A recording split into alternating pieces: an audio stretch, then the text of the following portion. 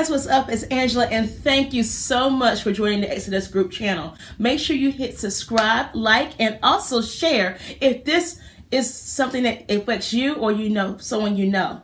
Also, you can join us on Patreon and support our Patreon page.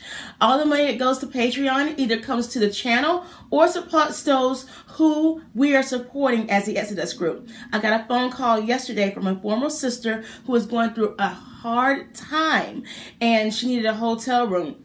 And I wasn't able to completely help her out with that, but I was able to give her some funds. She's doing okay now, but we may have her on the show when she's ready to talk about it. So support us on Patreon, and thank you also again for supporting us on YouTube. Today we are talking about a matter that I am really familiar with.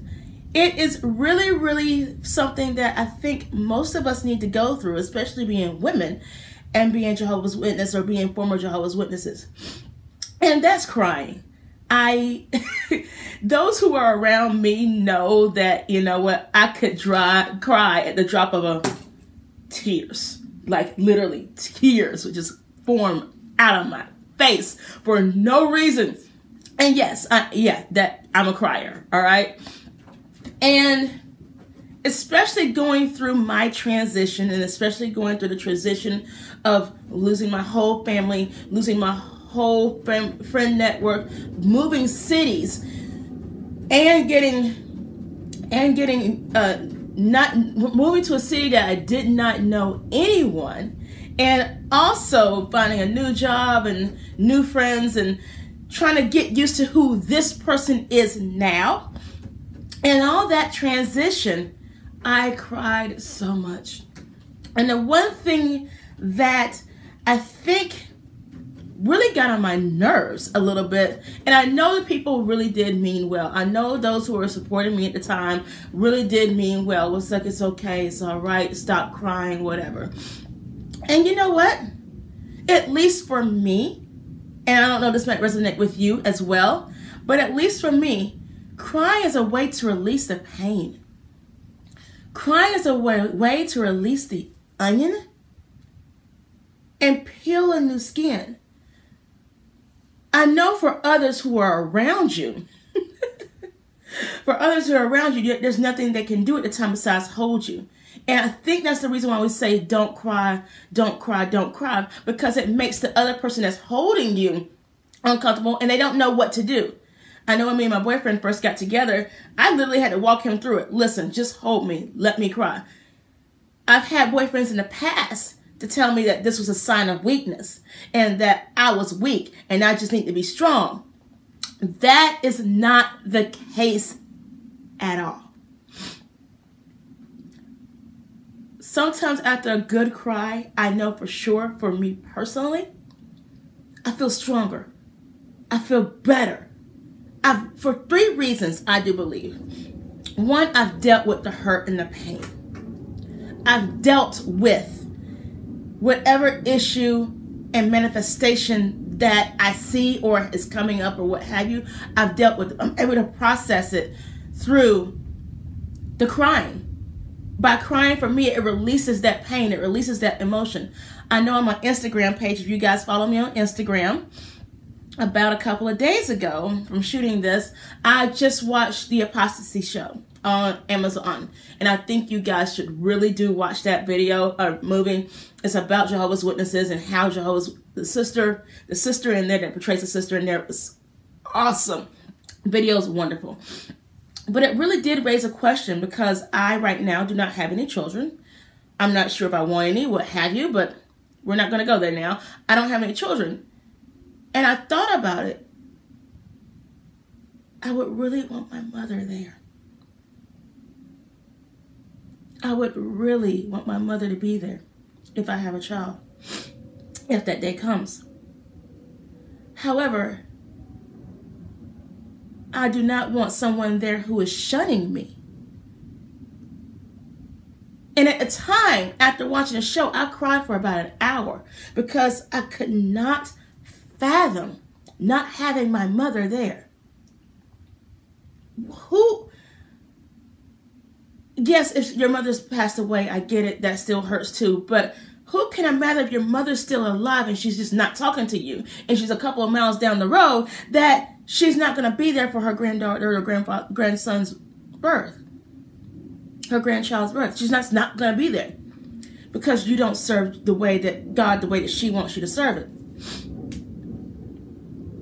And so that hour of crying helped me process all of that. I felt all of that emotion. I went through it all. I talked to my boyfriend about it. I talked to my brother about it. I talked to my sister Kenya, who's been on this show before. I talked to her about it. And even my brother said something. He said, you have to figure this out for yourself.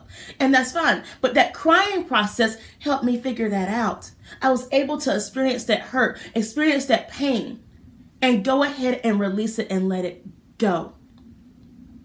And that's why I did this video, because about 2 days ago, I finally figured out something. I don't want her there. As much as I want my mom to be there, and I would love to have her there, I am not willing to sacrifice me being at my weakest moment for her negativity in my weakest moment, and me trying to abide to the toxicness of me not being Jehovah's Witness, me doing this out of quote unquote whatever, if I'm married or not, or whatever her judgments are. I'm not going to deal with her judgments while I'm in that weak state. So I prayed about it, and I asked for someone to manifest in my life that has known me from a child that could help me with this. 2 people showed up. 2. My sister Kenya and another sister we're going to talk about later. She might be on the show, but we'll talk about that later. That has known, we have both been childhood friends since Jehovah's Witnesses, and we've been excommunicated. But I wouldn't be able to go through that if I didn't cry, if I didn't release that energy. The second reason I think that we all should give a good cry is that it allows you to feel weak. It allows you to be vulnerable.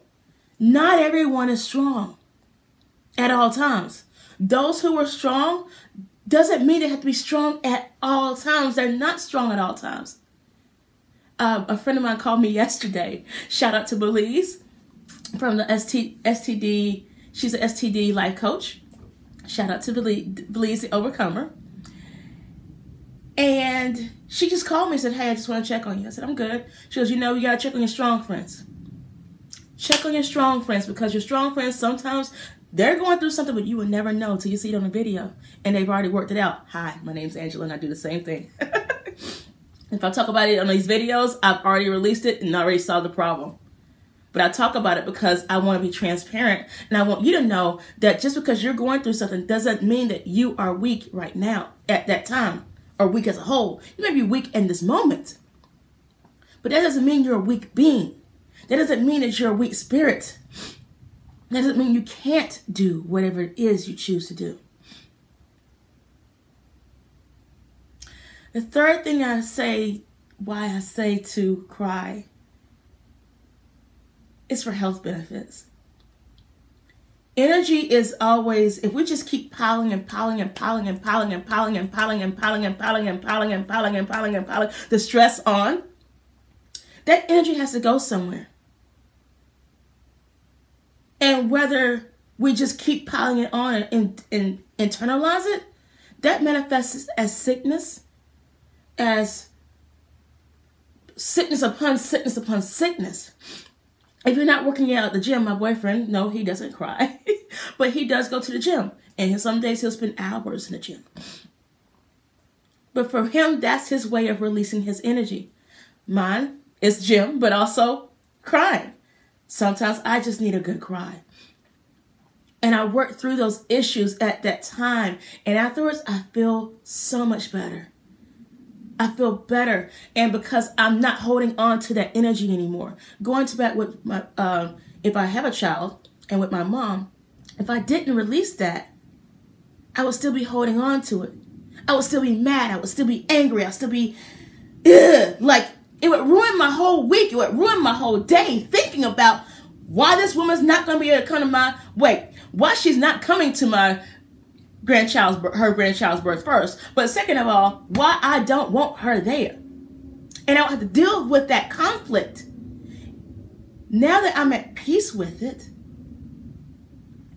if it happens, it happens. If it doesn't, great, fine. It doesn't happen.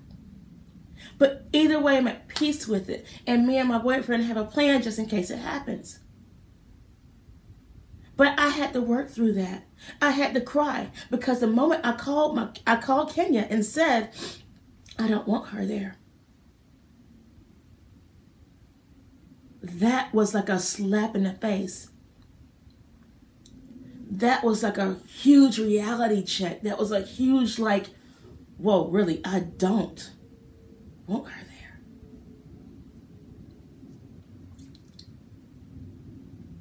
That was a freeing, but also challenging moment in time. And then when I realized before this that, you know what, she's not going to be there.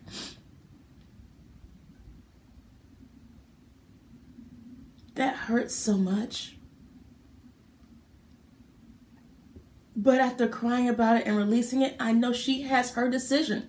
And she has her rules and her rule books that she wants to stay true to. And I can't change that. But I also will not change my rules and my decisions about my life and my family. I just will not. And I must stay true to mine, just like she's entitled to stay true to hers. If that means we're back to back and we're at odds, I still love her. I still love her for it. I don't know if she loves me. She says she's doing this out of love. That's great. Thanks, Jehovah's Witnesses, whatever. This is not love. But we're not going into that right now. So when was your last cry? When was the last time you literally felt all these emotions and felt all these feelings? Felt why they're shunning you. Felt and experienced it and just literally sat with it. Because running from it is not the answer. Drinking it away, drugs or what have you are not the answer. Yes, they help you cope. But sometimes you just need a good friend to stand by you and experience that pain and experience that hurt. And it's just a feeling. A feeling cannot harm you unless you allow it. And I could have allowed my mother to come in and what have you, but as I'm sitting there thinking about it, if I do this, but if I'm hurting and I'm in pain, I'm not trying to think about what words I have to manifest to say, because I'm going to cuss, okay? How if me and Devon aren't married, well, she's going to treat him. All that, I'm not going to deal with that energy if I'm bringing a new life into this world. So therefore, she can't come. Maybe she can see the kid later. I don't know how I'm going to feel about that. But, you know, hey, we'll get there when it's time. One of the things that helped me experience my feelings and literally birth them out is journaling. Journaling, just writing it out. Write it out. If you got to write for 3 days, I think when I came out, I literally just wrote for a year straight. This is bullshit. This is stupid. This is da-da-da-da. How's she going to do this? Yada, yada, yada, this, that, and the other. And just wrote it out. Because by writing it out, it releases it and you're not circling in your head anymore. By keep circling and circling and circling, you're creating more negative energy in your body and you're more susceptible to diseases and sickness and just not feeling well. Yes, it doesn't feel good to go through the process. But once you take that poop, that emotional cry. Have you ever had a poop that, you know, I know I'm getting disgusting. Have you ever had a poop that, you know, it was just stuck up in there and then when you got it out, you felt so much better? The same way with crying. I believe that's how crying is. So go ahead, guys. Go ahead, release, cry, let this energy go. Join the support group on Facebook. Let's cry together. I cried yesterday with my sister, with the friend that called me yesterday that needed a hotel room. She's going through some support. She needs some support right now. So let's support each other on the JW support page, please. And I look forward to hearing from you soon. I look forward to hearing from your stories. Thank you for watching. Please support us on Patreon, and I look forward to seeing you soon. You're stronger than they told you, and you're stronger than you think.